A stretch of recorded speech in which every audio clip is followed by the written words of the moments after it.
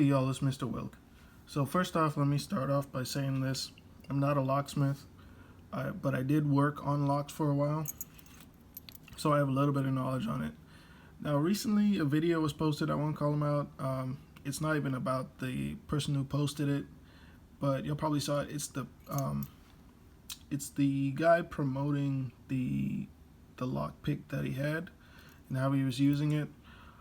And I call cap because all the locks that he were picking were Kwikset. This brand, Kwikset. This is one of the easiest locks to pick, and I'll show you why. So let me go on a little bit of knowledge on how locks work and how to pick them. So what you do pretty much is you align, not that last one there. Don't worry about anything around here. Don't worry about that. Don't worry about this mechanism. Just worry about right here. These 6 pins in the cylinder. So what you do is you try to get all these pins even so that your cylinder can rotate. And let me try and demonstrate that with this key. So this is the key for it. And all the different lengths of those pins, the top pins are all going to be the same, but the bottom pins underneath, which you'll see in a second, are all different lengths, and they correspond with the key. So when you put it in, you see how that bottom pin poking out right there in the middle. So if you don't have all these lined up like this, how they're all even now, your cylinder can't rotate. So if you don't have them lined up, it can't rotate. So that's basically what you're doing. So yeah, like I said, I did work on locks for a while. These are the different pins when you're trying to rekey a lock. This is the number 6 pins. Let's see, let me pour out what I have here. So here are the different sizes for Kwikset. 0 to 7. You can see the different lengths. This is just a gauge to tell you what size pin you have if you don't know. But you got all these different pins and different numbers that correspond with them. Let's see. I'm trying to find the shortest and the longest. So here's number 6 and number 2. But you can see the difference in the length. So when you're rekeying a lock, the top pins are all the same length, but the bottom pins that correspond with the key are different lengths until you match it up with the key. Now to pick it, I got this little pick set here.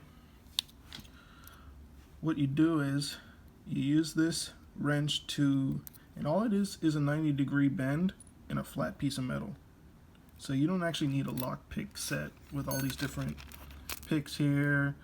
These are just for different styles and different techniques to pick. But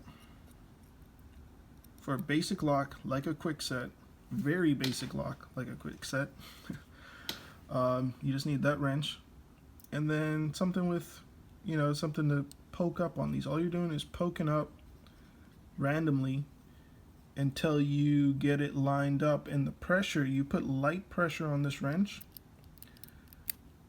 to keep them up. So when you push up on it, it doesn't just drop back down from the spring pressure. So let me demonstrate that. Let me use one of the longer individual ones. All right, so I'm just gonna target one pin. I'm gonna go for this one right here since that'll be easiest to see. Let me see if I can zoom in. So this one's gonna be the easiest to see. So I'm gonna aim for that one.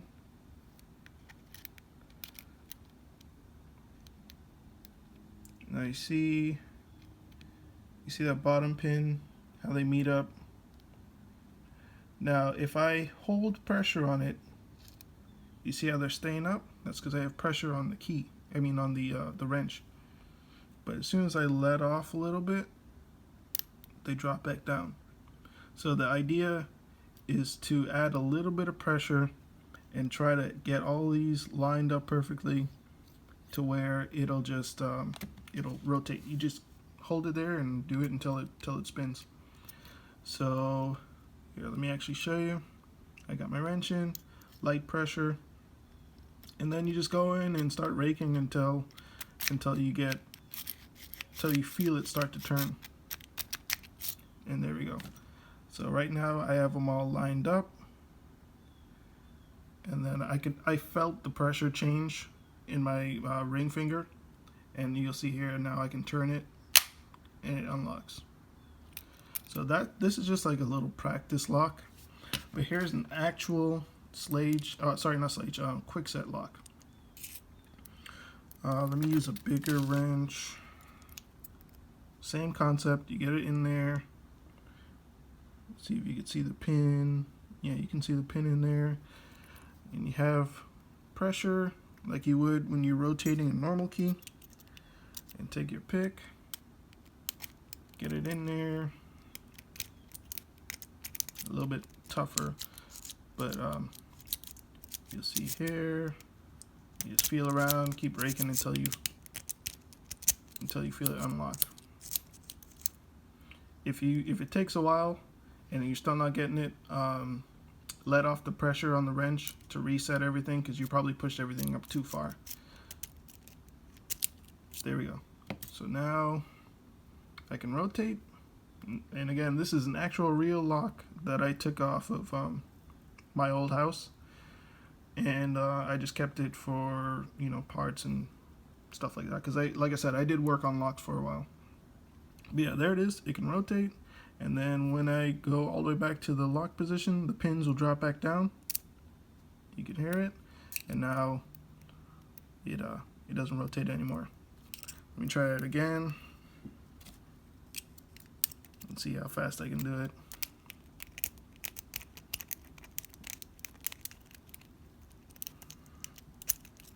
There we go. Rotate. So yeah, beware of this style, the Kwikset, because this, like I said, this is the most basic key lock. I mean, what I recommend is Schlage, and I was trying to explain this in the comments on that video. The reason I like Schlage is, you see how these pins are at the end, at the very end. Let me pull one out so you can see it better. These are Kwikset pins, and what they do is they'll sit in these grooves, in the notches. So when you have everything lined up, this is how it looks. Now, what I like about Schlage versus these Kwikset, you see how this end is flat?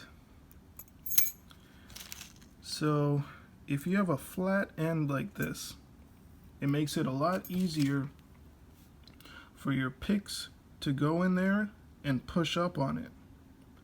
But with Schlage, like I'll put in a picture right here. With Schlage, it has that pointed end on it, and if you try to go in there with a pick, your pick will slide off. So what I'm saying is, with a Schlage, you see how this has a taper? That's just to make your key going easier, but it still has that flat point.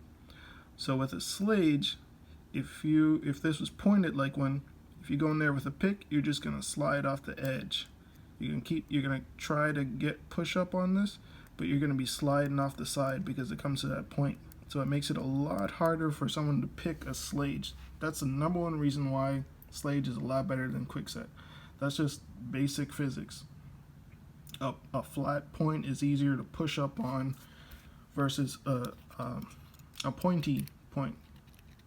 Just like ammo. Like you have Full Metal Jacket, that's gonna pierce and penetrate a lot further than a flat nose or a hollow point, because it has a flat area that's gonna cause resistance. So what the other thing I want to say was, if you didn't notice, I don't have a Schlage here with me, but if you never noticed, if you look at a Schlage key, it actually has the code on it. It'll have a series of numbers. I think it's 5 numbers, and you can read them, and it'll match up with what your lock is, or like that corresponds with what pins you need for your key. So Sage was a lot easier to rekey because you just look at the key and you put in the code, and you put the correct pins in there.